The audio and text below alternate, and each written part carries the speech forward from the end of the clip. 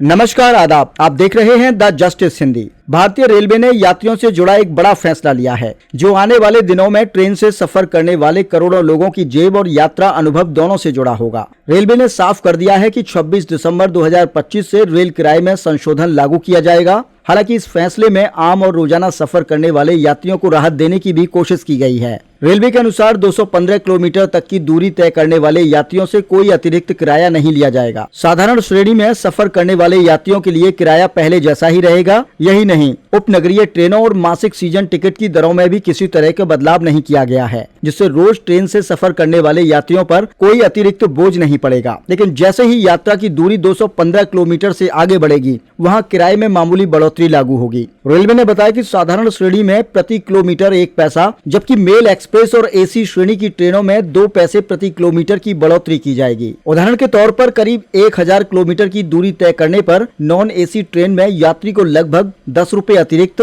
जबकि राजधानी, शताब्दी, वंदे भारत और अन्य प्रीमियम ट्रेनों में करीब 20 रुपए ज्यादा चुकाने होंगे। यह संशोधित किराया केवल सामान्य ट्रेनों तक सीमित नहीं रहेगा, बल्कि राजधानी, शताब्दी, दुरंतो, वंदे भारत, तेजस, हमसफर, अमृत भारत, महामना, गतिमान, जनशताब्दी, अंत्योदय, युवा एक्सप्रेस, एसी विस्टाडोम और अनुभूति कोच सहित सभी गैर उपनगरीय सेवाओं पर भी लागू होगा। यानी लंबी दूरी की यात्रा करने वाले लगभग सभी यात्रियों पर इसका असर दिखेगा। गौर करने वाली बात यह है कि 2025 में यह दूसरी बार रेल किराया बढ़ाया गया है। इससे पहले 1 जुलाई को भी किराए में इसी तरह का संशोधन किया गया था। लगातार हो रही इस बढ़ोतरी को लेकर यात्रियों के बीच चर्चा तेज है। हालांकि रेलवे इसे संचालन लागत से जोड़कर देख रहा है। रेलवे का अनुमान है कि इस किराया संशोधन से उसे करीब 600 करोड़ रुपए की अतिरिक्त आय होगी। रेलवे का कहना है कि इस रकम का इस्तेमाल यात्रियों की सुविधाओं को बेहतर करने, कोचों के रखरखाव, स्टेशन सुविधाओं के सुधार और सुरक्षा व्यवस्थाओं को मजबूत करने में किया जाएगा। पिछले कुछ वर्षों में रेलवे ने अपने नेटवर्क का काफी विस्तार किया है और उसी के अनुरूप खर्च भी बढ़ा है। अब देखना होगा कि किराए में इस बढ़ोतरी के बाद यात्रियों को सुविधाओं के स्तर पर कितना फायदा मिलता है।